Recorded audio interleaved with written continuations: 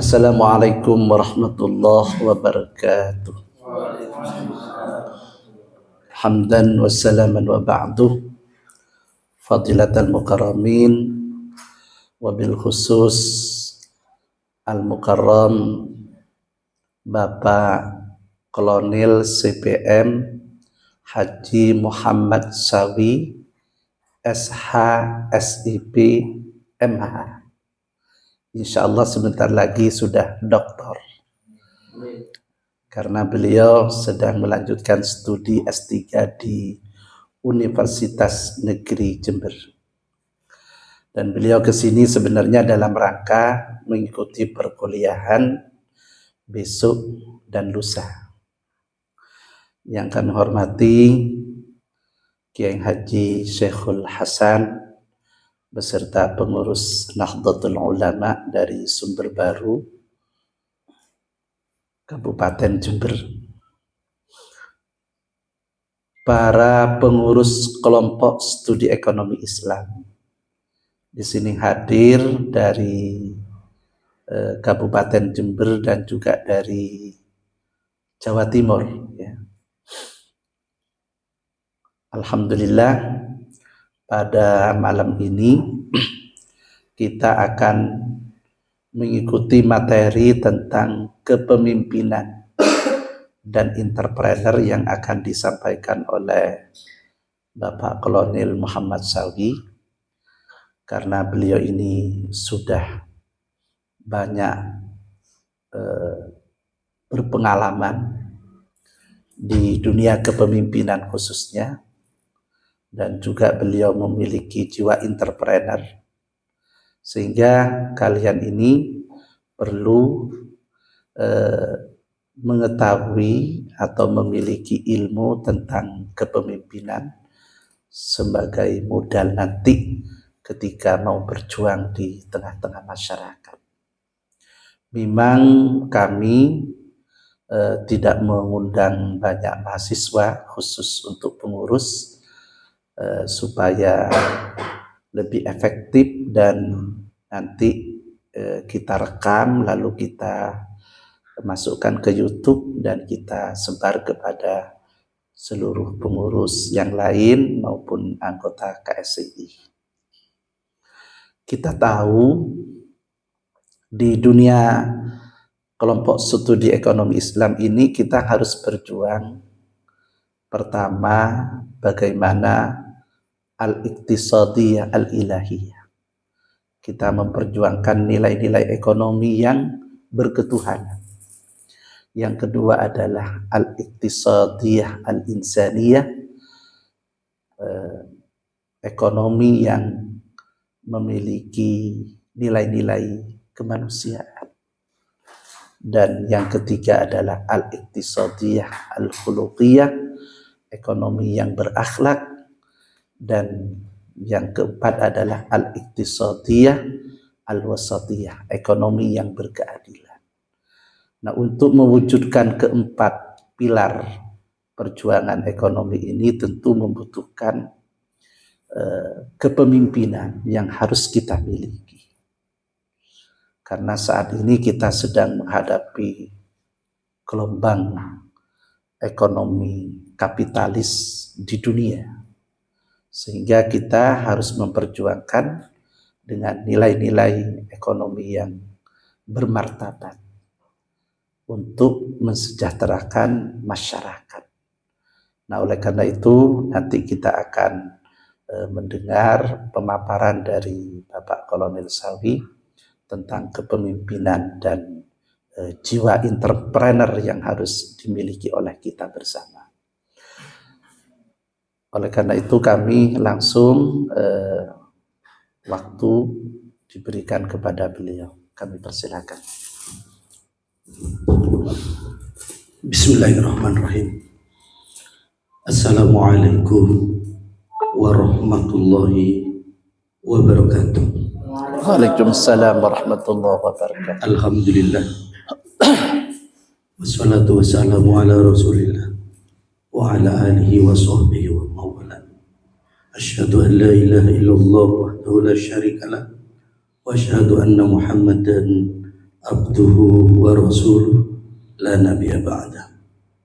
Rabbi shrah li sadri wa yassir li amri wahlul 'uqdatam min lisani yafqahu qawli. Ya Fattahu ya Alim ya Fattahu ya Razak, iyyaka na'budu wa iyyaka nasta'in. Yang terhormat Kiai Haji Misbahus Salam, Presiden Darussalam Center, saudara-saudara saya yang datang dari Palangkaraya, Kalteng, beserta rombongan, yang saya hormati saudara-saudara, saudari mahasiswa UINHAS Jember yang sedang berbahagia. Patut kita memanjatkan syukur kehadirat Allah Subhanahu wa Ta'ala. Pada malam ini kita semua dapat bermujahah di tempat yang paling berharga dan mulia ini, yaitu tempat belajar mengajar dalam rangka untuk menimba ilmu untuk masa depan kita semua, khususnya untuk kemaslahatan umat, berkat ridho dan rahmatnya. Pada malam ini kita semua dalam keadaan sehat walafiat. Amin. Tentu tempat ini akan membawa barokah pada kita semua.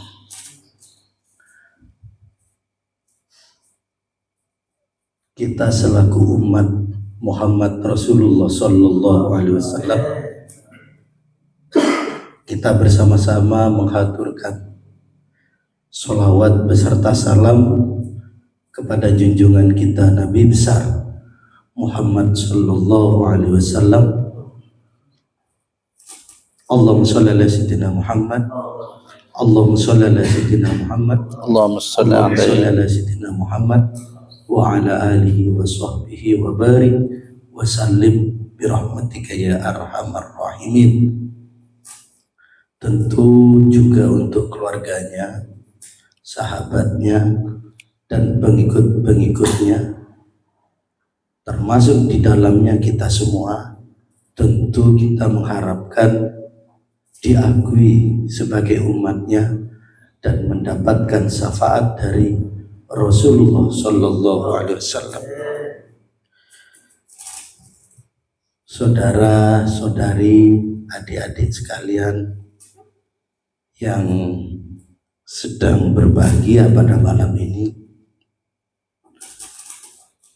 kita terutama sebagai umat manusia tentu memiliki impian.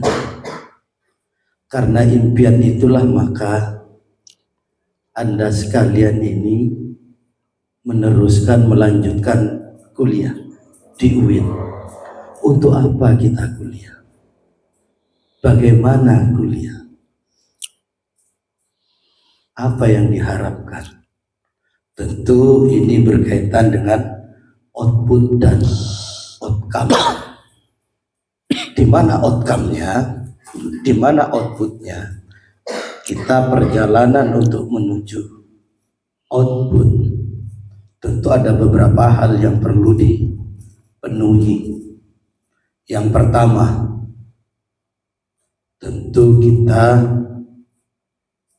meningkatkan dan menebalkan keimanan kepada Allah Subhanahu wa Ta'ala.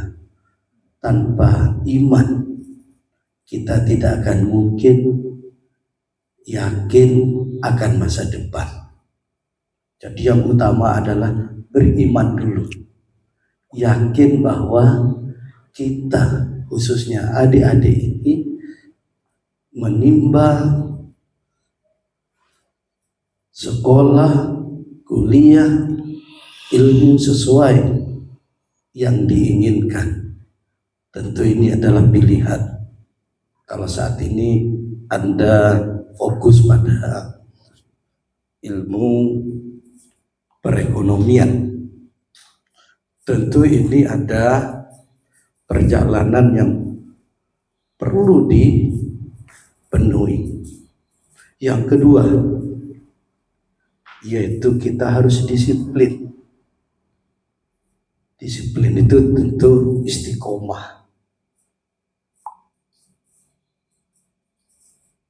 Juga kita harus jujur pada kita sendiri. Jujur dalam artian, kalau memang yang kita lihat itu putih, tidak mengatakan itu merah. Ini dari aspek warna. Kalau dari aspek benda, kalau itu berbentuk kotak, tidak akan disampaikan berbentuk segitiga. Ini namanya jujur. Selain itu juga membutuhkan yang pertama, ini sub dari yang saya sampaikan. Harus semangat. Semangat, sehat, solid di antara Anda. Tidak ada persaingan waktu sekolah, tapi perlu bersanding sehingga sama-sama berhasil. Tentu prestasi adalah utama. Bersaing tidak, tapi bersanding. Prestasi adalah utama. Ini modal dasar untuk kita. Apakah perlu kita cerdas? Sangat perlu. Apakah kita perlu tekun? Sangat perlu. Tekun ini masuk di dalam disiplin. Apabila beberapa hal yang sudah saya sampaikan ini terakomodir, artinya terintegrasi, sinergi terintegrasi. Tidak sulit untuk meraih apa yang akan dicapai, apa yang menjadi impian. Di mana outputnya setelah perjalanan ini kita lakukan, maka sekolah ini akan berakhir, berarti lulus. Lulusnya dengan yang terbaik tentunya.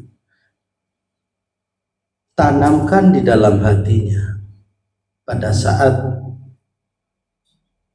belajar di lingkungan kampus bahwa Anda harus yang terbaik, bahwa dirinya harus mencapai sesuai mangsa pasar.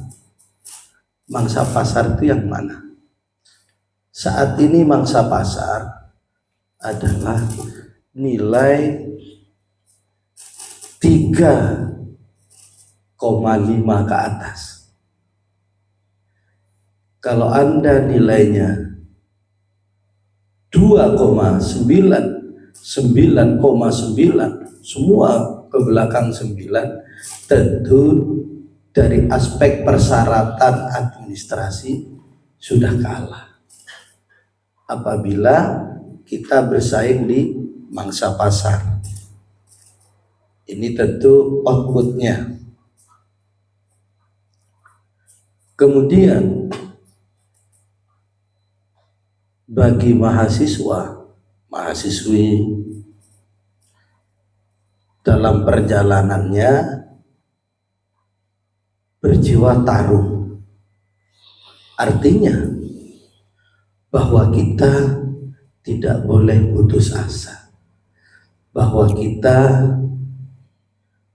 yakin, percaya diri, lulusan universitas atau institut atau sekolah tinggi, perguruan tinggi,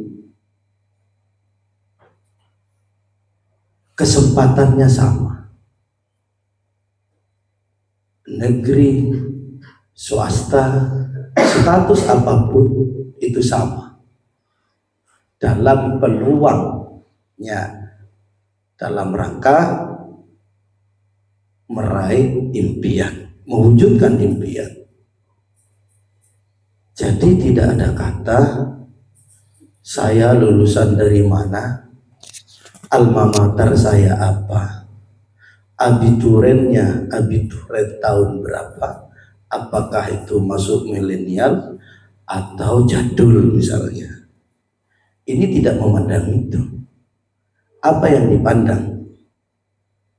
Kemampuan dan integritas, kapabilitas. Kalau Anda memiliki keyakinan dan percaya diri dan dirawat, dipelihara, dilestarikan yang ada pada karakter Anda sekalian, maka kalian akan jadi orang yang dibutuhkan oleh orang. Sebaik-baiknya manusia adalah yang bermanfaat untuk orang banyak, manusia yang lain. Apabila tidak bermanfaat, maka Anda gagal dalam menempuh perjalanan untuk mewujudkan impiannya. Jadi harus percaya diri. Untuk timbulnya percaya diri, memiliki kemampuan. Tentu sudah saya sebutkan tadi, harus istiqomah. Mengapa semua orang yang ada di dunia ini idealnya adalah harus sekolah, harus kuliah? Karena ini memang merupakan suatu kewajiban bagi kita semua, khususnya yang muslim. Thalabul ilmi faridatun ala kulli muslimin wal muslimat. Sudah jelas wajib mencari ilmu itu, khususnya yang muslim laki-laki dan muslim perempuan. Kata-kata wajib berarti mengandung sanksi. Wajib, sunnah, mubah, makruh. Nah, sunnah ini masuk, wajib ini masuk kata-kata yang mengandung sanksi.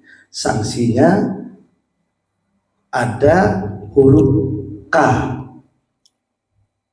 berarti ada punishment. Punishmentnya apa nanti kalau tidak berhasil?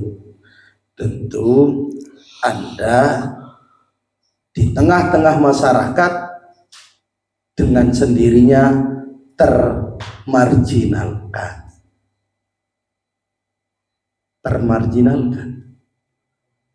terkepinggirkan.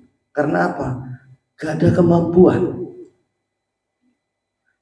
Ada kemampuan, tapi tidak memiliki integritas, minggir juga, dimarginalkan oleh masyarakat. Jadi untuk menyelesaikan dan mewujudkan impian, tanda kutip, bahwa kita harus jadi pemimpin. Kalau Anda tidak bisa jadi pemimpin, gagal kamu. Mengapa demikian? Rasulullah jadi pemimpin, sahabat jadi pemimpin. Kalau Anda tidak bisa mewujudkan menjadi pemimpin, berarti Anda gagal dalam mewujudkan impian. Anda belajar dan berlatih kursus baik terapan maupun yang sifatnya nalar, tapi Anda tidak bisa menjadi pemimpin apapun tingkatannya, maka Anda jangan mengatakan saya sudah berhasil dalam menyelesaikan tugas belajar yang merupakan suatu kewajiban bagi kita selaku muslim dan muslimat. Output sekolah SD, SMP, SMA, perguruan tinggi mencapai gelar sarjana sesuai kesarjanaannya, itu namanya output, sudah selesai. Tahapan-tahapan dilakukan. Di mana outcome-nya? Disinilah titik terwujudnya keberhasilan mewujudkan impiannya. Seorang mahasiswa-mahasiswi yang tidak memiliki impian bagaikan hidup tapi mati, bagaikan makhluk hidup tapi mati karena tidak memiliki impian. Kalau bahasa hukumnya, tidak ubahnya seperti orang idiot, orang yang tidak dapat dipertanggungjawabkan secara hukum karena akalnya tidak sehat, gangguan akal sehat. Disamakan, hampir disamakan seperti itu, tapi tidak sama, hampir disamakan karena nggak punya impian. Rasulullah memimpin, pemerintahan memimpin, agama memimpin, perang memimpin. Rasulullah senang dengan berdagang. Rasulullah senang dengan memimpin negara. Rasulullah senang dengan memimpin pasukan untuk berperang. Jadi kalau Anda mau mengikuti sunnah Rasulullah dalam hal kepemimpinan, maka pilihlah salah satu atau seluruhnya. Berdagang atau memimpin negara. Berdagang berarti kita harus berusaha menciptakan perusahaan, berarti keniagaan. Kalau kita mau memimpin di politik, berarti harus ikut partai politik, tentu akan memimpin negara. Kalau kepingin jadi angkatan perang, maka jadilah tentara.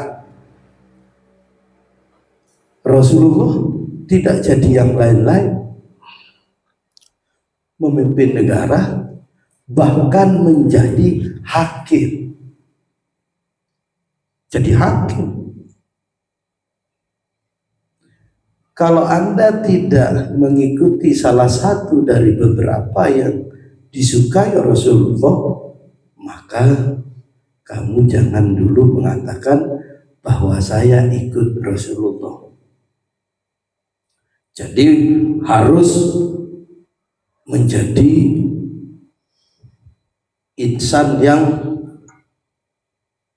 penuh perjuangan untuk kemaslahatan umat.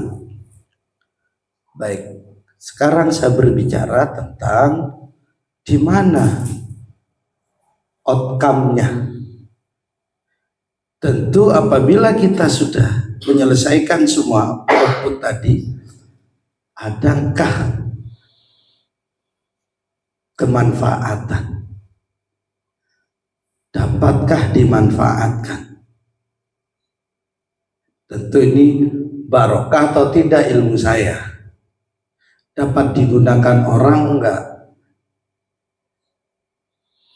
Bisa diikuti orang enggak untuk kebaikan?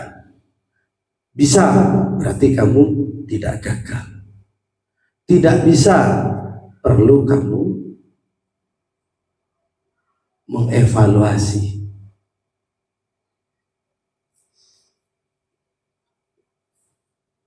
Di mana harapan masyarakat tentang outcome ini? Dunia kerja boleh di struktur pemerintah maupun non pemerintah, dimanapun saja judulnya adalah bekerja. Ada istilah pengabdian, ada istilah bekerja untuk menyambung hidup. Kalau keduanya dikolaborasikan menjadi manusia yang tangguh, dan itu dapat dimanfaatkan oleh orang banyak, bermanfaat untuk orang banyak. Dalam dunia bekerja, modal yang utama jujur. Bisa kerja, siap kerja. Kata-kata jujur ini saya berikan contoh secara aplikatif. Majikan bernama Amir memerintahkan pekerjanya yang namanya Badu. Badu, belikan ballpoint pilot sesuai dengan speknya.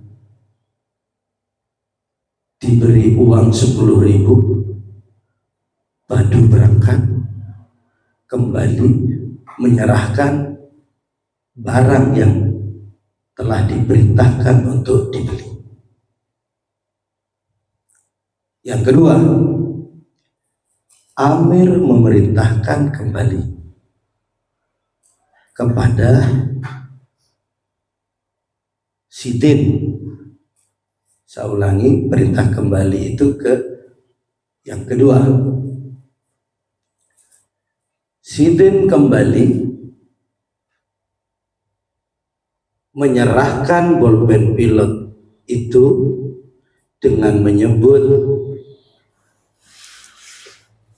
ini bolpen pilotnya sesuai dengan spek, harganya 9.500. Ketika diperintah, Amir menyerahkan uang sebanyak 10.000. Yang ketiga sekarang, Amir memerintahkan Budi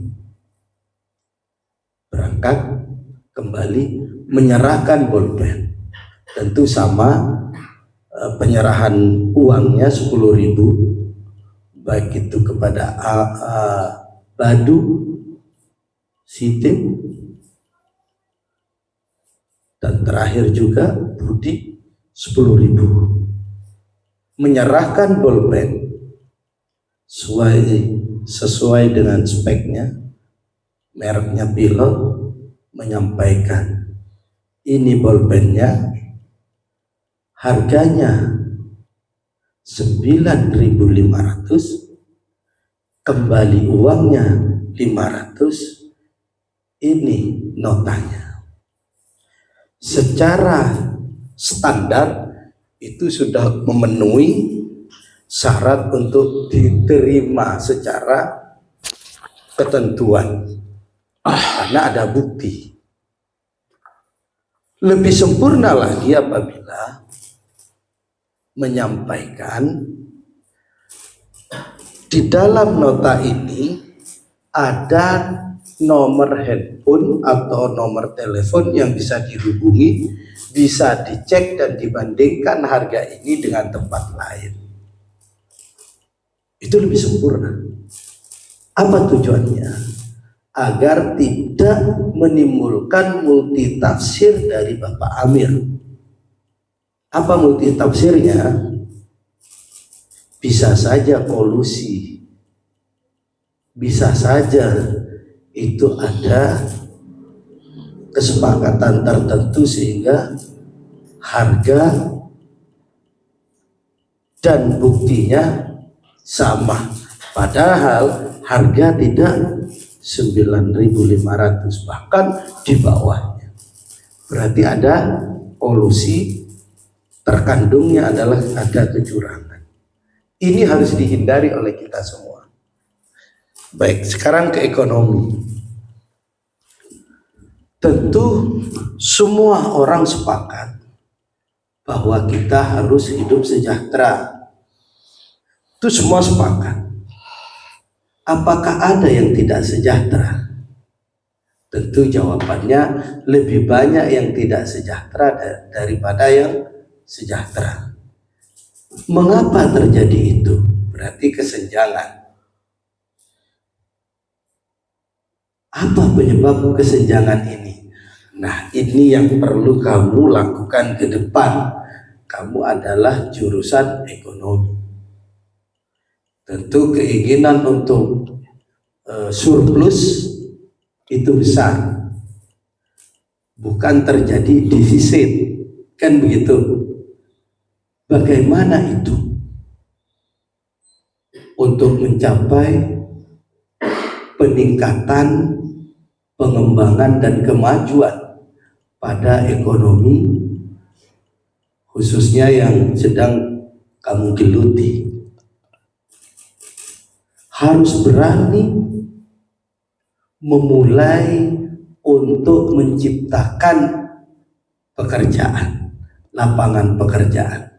Saya ulangi, harus berani memulai untuk menciptakan lapangan kerja.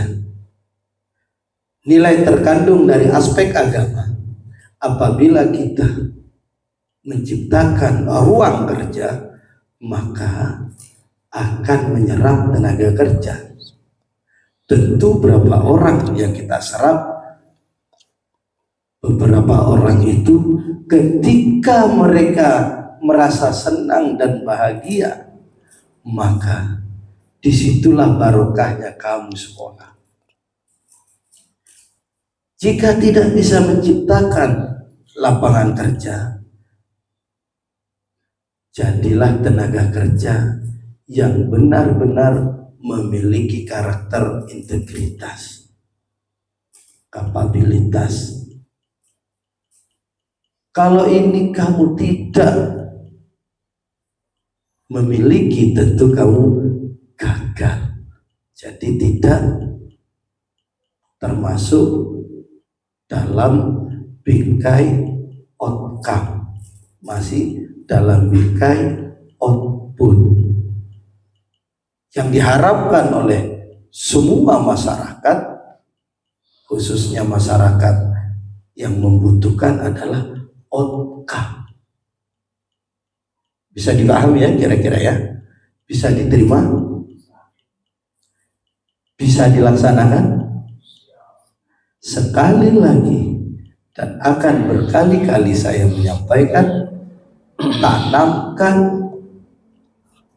dalam jiwa Anda kalau Anda harus menjadi pemimpin. Peluang sekarang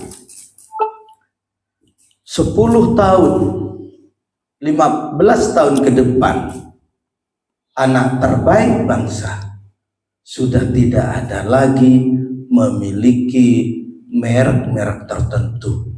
Nilainya semua sama. Apa nilainya? Sama-sama mengisi kemerdekaan sesuai dengan tujuan nasional. Nah, di mana posisi kita yang saat ini masih kuliah? tentu harus cerdas melihat, mengikuti perkembangan kemajuan.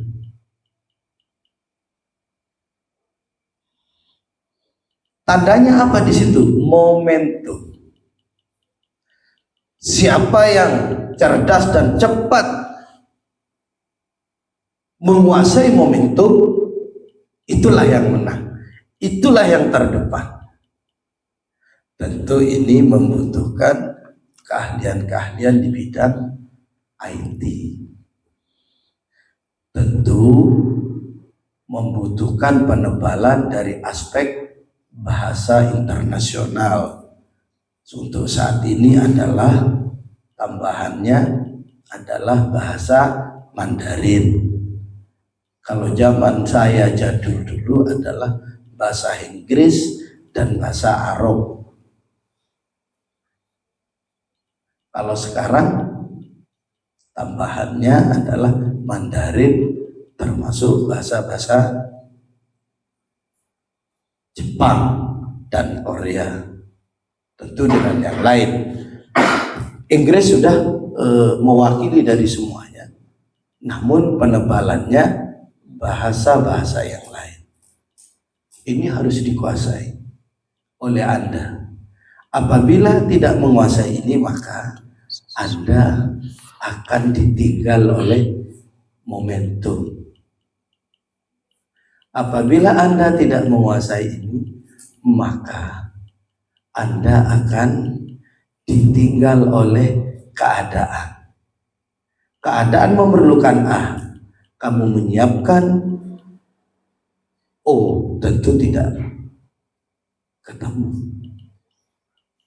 Segera Anda berlomba-lomba untuk meraih impiannya. Ini yang dapat saya sampaikan. Silahkan kalau Anda mau menanyakan kepada saya tentang perjalanan belajar di lingkungan perguruan tinggi dan harus berbuat apa dan bagaimana. Silakan tanyakan. Ya, Pak Moderatori, terima kasih ya. Ini luar biasa ilmu yang kita peroleh tadi. Perlu dicatat itu, pemimpin itu harus melihat output dan outcome dari yang dipimpin, dan harus bisa bersinergi dengan berbagai pihak untuk mencapai harapan yang memang diharapkan, harapan yang memang menjadi cita-cita dari kepemimpinannya. Jadi dan yang ketiga, pemimpin itu harus jujur, karena kejujuran itulah yang akan membawa barokah nanti. Baik berusaha menjadi seorang entrepreneur ya, itu harus jujur. Dan ini singkat aja, banyak yang saya tulis tadi. Kita harus bisa menangkap peluang, momentum di situ. Nah, itu perlu jadi catatan. Dan nanti apa yang disampaikan ini ya, kita tindak lanjuti dengan FGD. Misalnya kita bicara tentang output, bisa bicara tentang outcome. Ya memang TNI itu modelnya seperti ini.